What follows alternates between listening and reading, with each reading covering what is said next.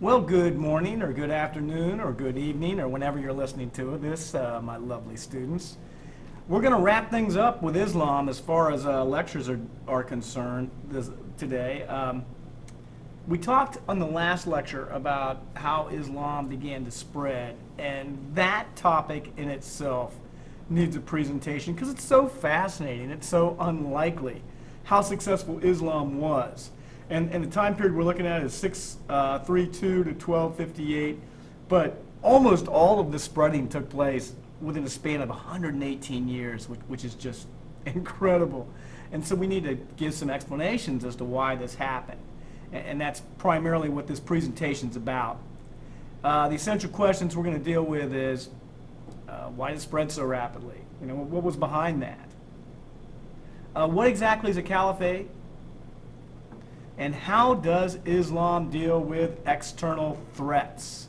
And they have two significant external threats that they have to deal with during this time period. Okay, why did Islam spread so rapidly? I think that this is such a good question, such an important question. It's a question that I cannot leave to your imagination. I have to give you some answers to this wonderful prompt right here. And once again, if you look at the spread of Islam, if you look at that map, this map we've seen before. Check it out, man. Right when the Prophet Muhammad died, it was just headquartered here in Saudi Arabia. Here's Mecca. And within a generation, it had gone across through Egypt, through most of North Africa, up into Syria, into Palestine over here. This would be Iraq, and all across Persia, and even in parts of Afghanistan. And then by 750, man, it's across North Africa, all the way up into the majority of Spain, into a large part of Pakistan by this point. So we're talking about 118 years, that's all. 118 years of rapid, aggressive spreading. And as you're going to learn, the people who came from the Arabian Peninsula were few in number. They were not wealthy. What in the world could account for this miraculous, and that's a carefully chosen word, miraculous expansion? You look at these guys. There's not many of them. There's very few Arabs. Let me go back for a second. At this time, the only people that spoke Arabic, the only Arabs were right here in the Arabian Peninsula. Today, people all across North Africa are considered Arabs. People all through the Middle East, all the way over to Persia and all the way up to Turkey, they're considered Arabs. They're considered Arabs because Arabic spread with the Islamic faith and became the native language in all these places. So what is it about these dudes? What is it about these Arab guys? Are they supermen? Well, at the time, they seemed such. Now, how could they pull this off? And now I'm just going to go through a litany of things that would seem like this expansion would be unlikely. First of all, the countries we're talking about, there's not many Arabs. There's still not that many Arabs because those places where they live are very dry, arid regions, and people just don't live in those places. So there's not many Arabs. Today, Saudi Arabia has the population of probably Ohio and Indiana put together. Not many people live in Saudi Arabia. Not that many. The only Arab country that has a large population is Egypt because of the Nile River. Algeria is monstrous. Doesn't even have close to the population of the state of Ohio. We're going to talk today about the golden age of Islam, when Islam technologically was the center of the world. But that was not the case in the 600s when Islam started to expand. As a matter of fact, they were kind of backward in comparison to Europe. It was not an advanced civilization from a technological standpoint, although that's going to come rapidly after the empire is secured. When I think of the Middle East, I think of great wealth based on oil. Well, that wasn't the case in 632. It was a poor, backward, desolate place. So there wasn't this great wealth involved in this expansion. And when I think of the Middle East today, I think of oil and this tremendous natural resource. But before the Industrial Revolution, nobody cared about crude oil. It was just this gross black stuff. So there's no explanation on that front. Maybe, frankincense and myrrh, but that's not going to build you an empire. So, there weren't many of them. They weren't rich. They didn't have much to offer. They weren't technologically advanced. What is it? Well, there's the idealistic answer, and I love this image right here. I just love it. I want to focus in on this image in particular, this domino. Now, you might remember learning about American history. The time period after World War II, the United States and the Soviet Union were involved in the Cold War, and there was this theory called the domino theory, that if one nation in a region became communist, it threatened all the other nations in the region. All right? Well, what happened with the spread of Islam is kind of like the domino theory in the sense that every time they won a miraculous victory, they became more convinced that God's stamp of approval was on their activity, and they would become more aggressive and more ostentatious and more courageous and more outlandish. And this became like a self-fulfilling prophecy. You do something magnificent, you're going to be inspired to try to do more magnificent things. But there's some practical reasons for it too. And these go beyond idealism, and these are very important. And I spoke about this last lecture. Who they had to deal with, their competitors were weak. I couldn't find a great image for weakness, so I did the opposite. I guess that would be like the Arabs. In southeastern Europe, there was the Byzantine Empire, which was really on the decline. And to the east of them was the Persian Empire, which was terribly in decline as well. So it's kind of like Ohio. Sorry for the sports analogy. I apologize for this. I can't stand it when people do this, and here I am doing it. It's like when Ohio State plays, I don't know, Kent State at the beginning of the year. I mean, there's not really all that much competition there. Pardon me for that sports analogy. I can't stand it when people do that. My bad. Okay, let's talk about some more practical reasons. Check this out. Arab advantages. What did they have? Oh, baby, check it out, man. They came from a desolate, desolate, desolate place. Now, that's an advantage in warfare because you generally have to live off the land. Your material comforts are gone, and if you can live off nothing, if you're accustomed to hardship, you are going to thrive in a warfare situation. This reminds me of one of the greatest battles in history, which took place during World War II between Nazi Germany and the Soviet Union. It's the Battle of Stalingrad in the winter of 1942 and 1943. Now, what's really interesting about Stalingrad, check this out, man. The Germans had all the advantages, all the material advantages, numbers of soldiers, training, you name it. But the Soviets chewed Hitler's army to pieces. And one of the primary reasons for that was the Russian winter descended. The Soviet soldiers were accustomed to the cold. The German soldiers froze. And their morale was decimated. And the Soviets were on fire, baby. And see, that's what's going to happen, man. These Arabs, they're used to it. They're used to desolate conditions, man. They can go without food, water for days. And thanks to the camel, they were extremely mobile. They could get from point A to point B rapidly. And we're talking about across vast, barren, desert wastelands. No problem for them, baby. And in warfare, mobility is very important. They were on fire, baby. You know, it's kind of like this. When you study American history, you look at the Civil War. The Southerners had all the disadvantages going into war, but they had one thing. They were supremely motivated. And for the first few years of the Civil War, the Southerners had the upper hand. So motivation is incredibly important in warfare. And the Arabs thought that they were doing God's work. And what you're going to see next week in the Islamic circle is the frightening thing about ISIS is they think they're doing God's work as well. And I was looking, I got two Caucasian hands here. I apologize for that. That's all I could find on clipboard. My bad, man.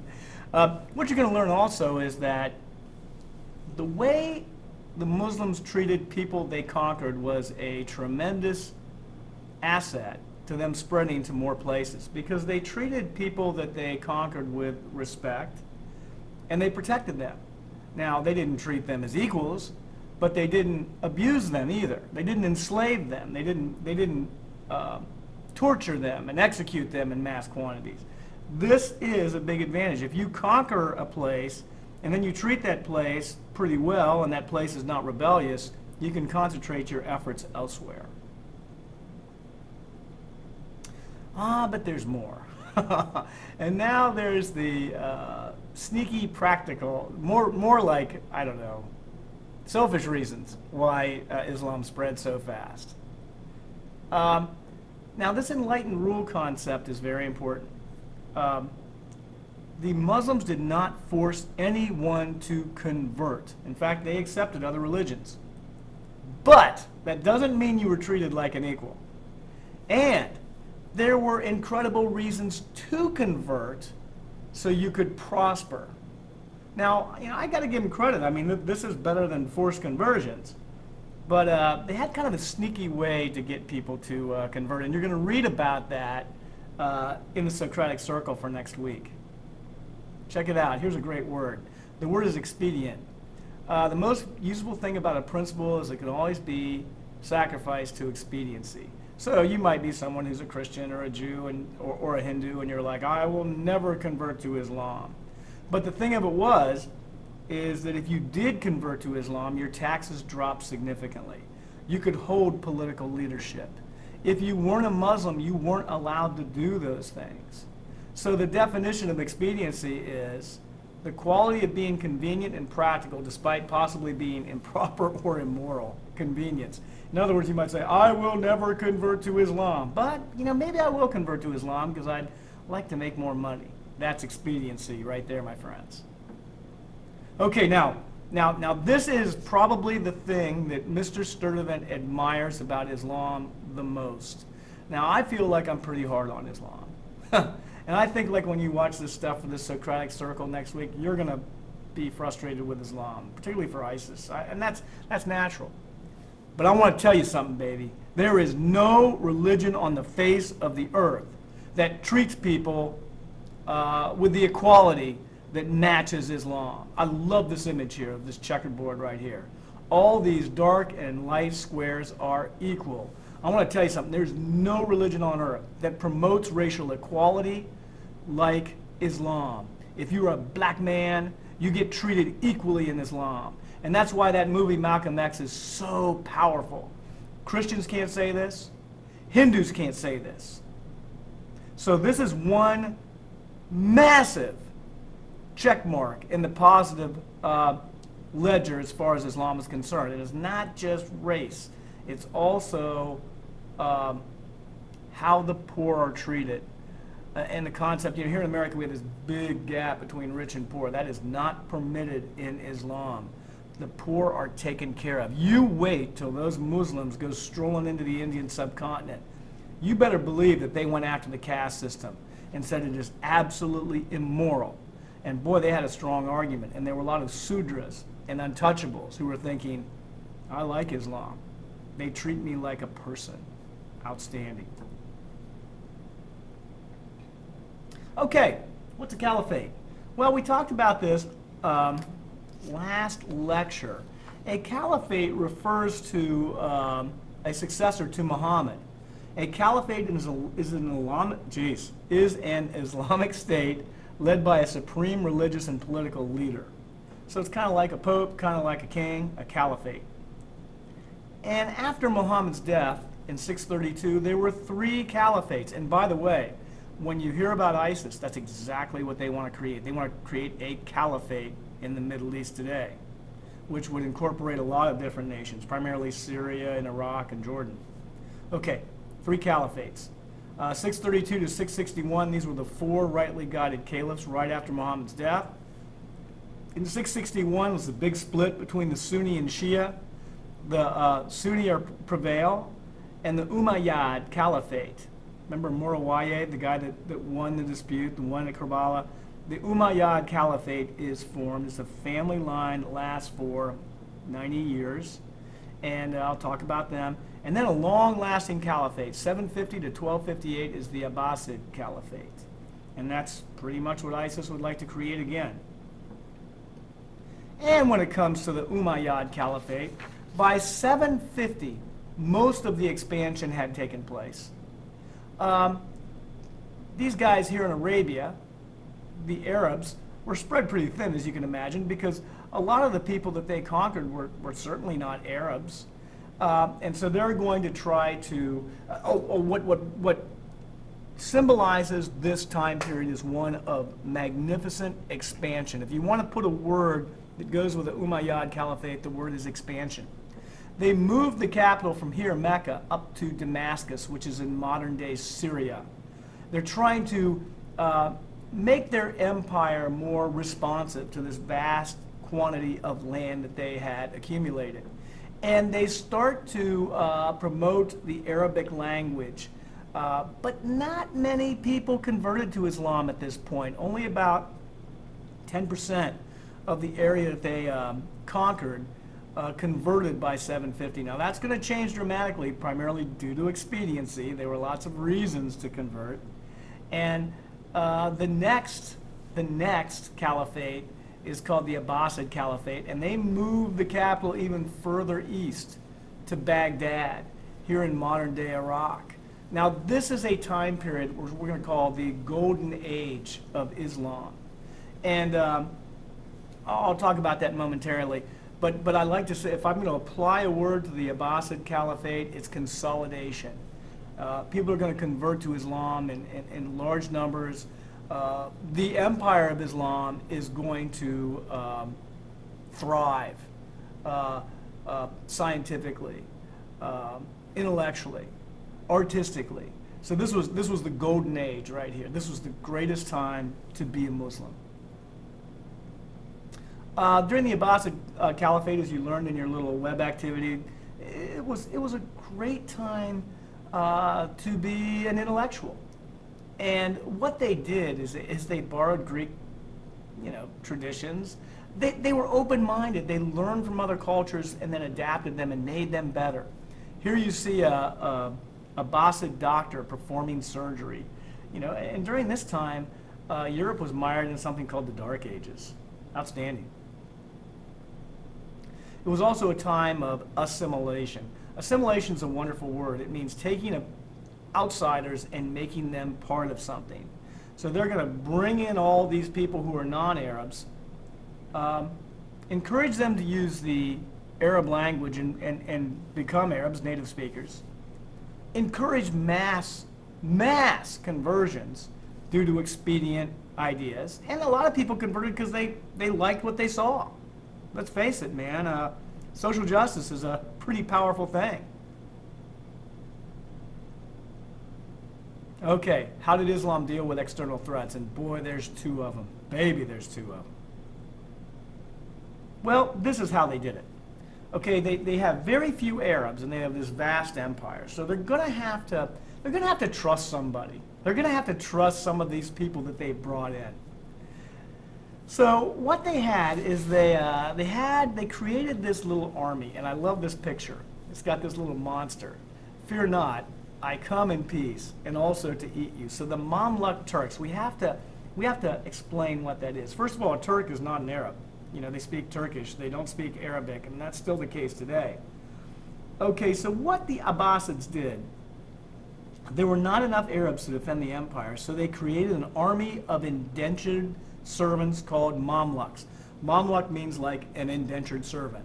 An indentured servant, you may remember from American history, is someone who does a job for a period of time, and they're like a slave for a period of time. They don't get paid, but after the end of that time period, then they are rewarded with something. And in this case, it would be full citizenship in the Caliphate.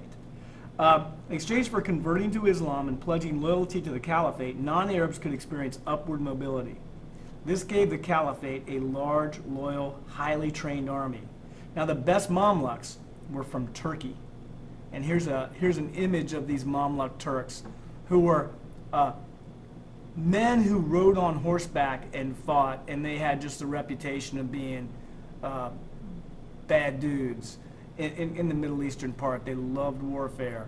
And so these guys are wonderful to have on your side. It's kind of like you're getting hassled and you get this gang of killers to become your protector. I mean, they're all about these guys, the Mamluk Turks. All right, so what were the two external threats they had to deal with? Here we go, people, man. You got this Islamic woman and her young daughter, and they're praying towards Mecca, and yet they are terrified that they're going to be killed. Here we go, baby. Look at that symbol. Look at that picture. A symbol of great evil in the Muslim world is the Christian Crusader. In 1095, the Pope decided that Jerusalem, the Holy Land, needed to be controlled forever by Christians. And so he launched a crusade, this mass invasion of modern-day Israel, which was totally controlled by the Abbasid Caliphate. Now, the Christians had some successes and some failures, but generally what happened is they would hold Jerusalem for a brief period of time, and then they would lose it. And then they would come back and hold it for a brief period of time, and they would lose it. But they never held it long. And in the process, so many people were slaughtered, by both sides, granted, but the Christians were absolutely the aggressors in this situation. Now, this is significant. One of the reasons why the people of the Islamic world cannot stand the nation of Israel is because they look at it as a modern-day example of the crusading image. They look at the Israelis as just European crusaders. Now, when I think of an image of great evil, I think of like some dude wearing a Nazi uniform. That's the equivalent in the Arab world right there. Capital University, the name of their sports teams is the Crusaders. You might as well call them the Nazis as far as Muslims are concerned. Now, the person who saved Islam, saved Jerusalem from the Crusaders is a dude called Saladin. And he's a Kurd. A Kurd is a non-Arab. It's someone who lives in modern-day Iraq or eastern Turkey. You may have heard of Kurds in the news. But he's the guy. He's another non-Arab who's going to defend the Abbasid Caliphate. Now, it says savior of Levant. Levant's an interesting word. Levant is this area that ISIS would like to create into a new caliphate. And sometimes you'll hear President Obama say ISIL instead of ISIS. There's a reason for that. Presidents choose their words very carefully. ISIL it gives President Obama some political cover for some things he wants to do against ISIS. It's complicated, but that's where that word comes from. Now check out this very interesting Arabic cartoon, and you're just going to see it just a few minutes, but I want you to see who the bad guy is at the end. It's fascinating.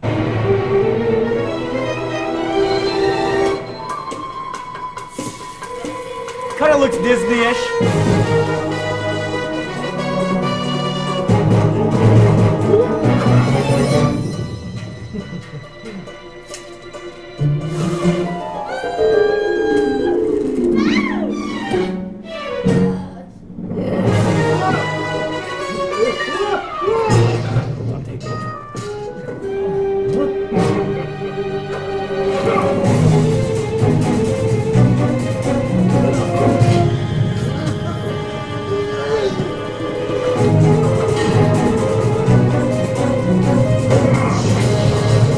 Oh my gosh!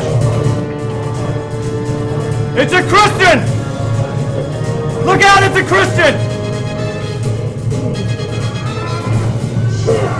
Okay, there you go, baby. What the heck? That's a twist on things. Okay, so you have the Christian Crusaders, and then you have a nightmare from Mongolia.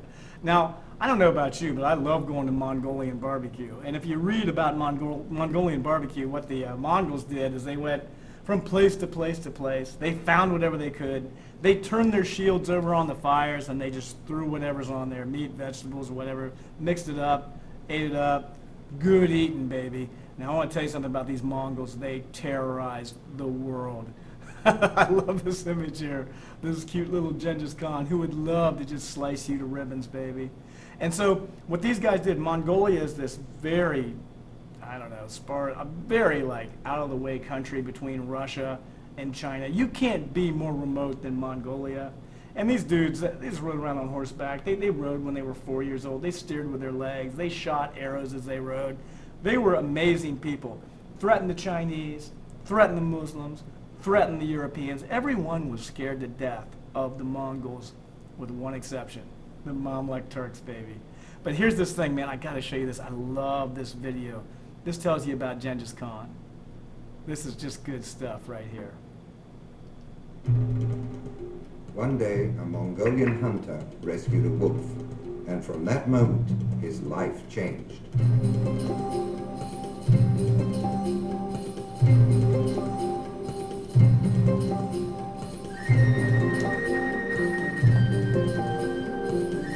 Hey, the wolf likes that. He and his son lived a free life on the wide open spaces of the steppe.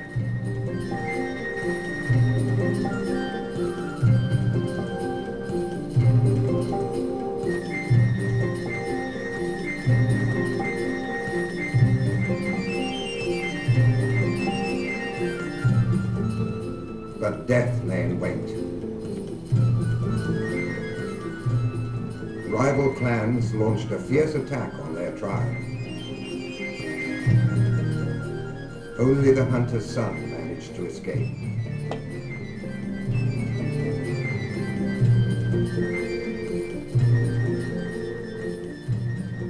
For the indomitable force of the wolf was with him. Ha ha!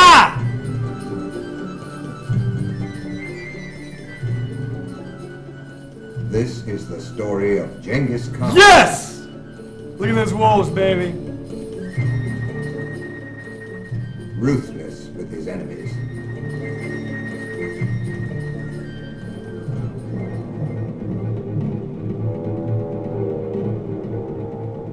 He created an empire the world had never seen before.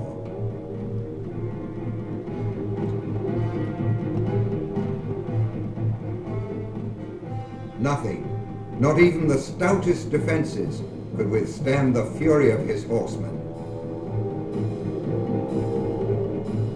There he is in Thus Baghdad. he became the Great Khan, ruler of all the Mongols.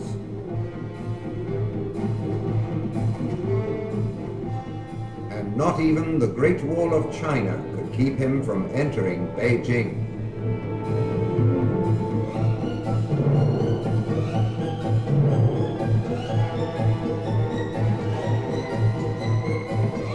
Yes! Wolves!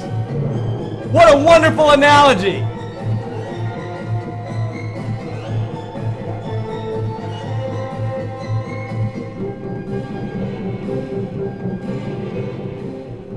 Only the sea could make him turn back.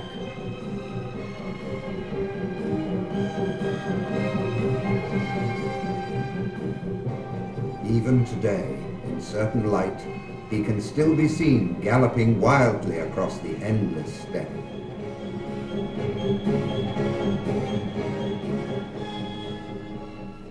Oh my gosh, I have goosebumps, baby. That is good stuff.